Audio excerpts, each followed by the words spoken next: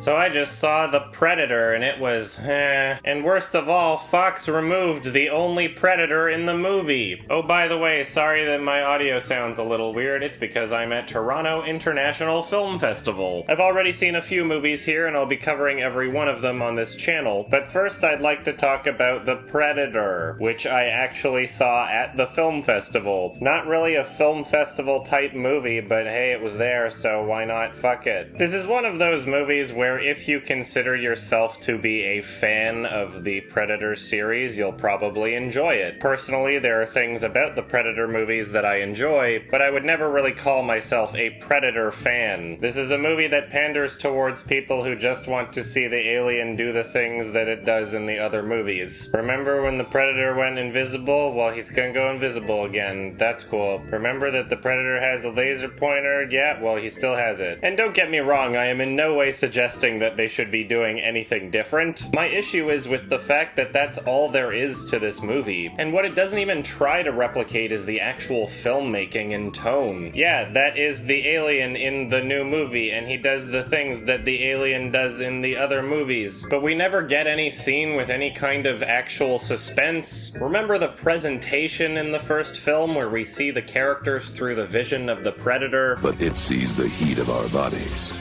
and the heat of our fear. We don't get anything even close to that. It's all just a campy, half-assed kind of comedy, I guess. My biggest issue with this film is that it doesn't really try. It threw in the towel and said fuck it before production even started. It's just really low effort in general. But yeah, if you care more about the actual creature than you do the filmmaking, this movie's just fine. The creature is in fact in the movie. It kills people in the movie too. However, I also felt as though the gore factor was pretty underwhelming too. None of the action was impressive, it was all just quick cut bullshit. Half of the time you didn't really have a clear idea of what was really going on. And there's one thing in that category that really bothered me, but some people will consider it a spoiler, so here's a spoiler warning. If you don't want to hear it, click to this point in the video. There's your warning 3, 2, 1. It's not a very big detail, but whatever. There's a scene where the main character's little autistic child decides to use the real Predator mask and arm thing on Halloween,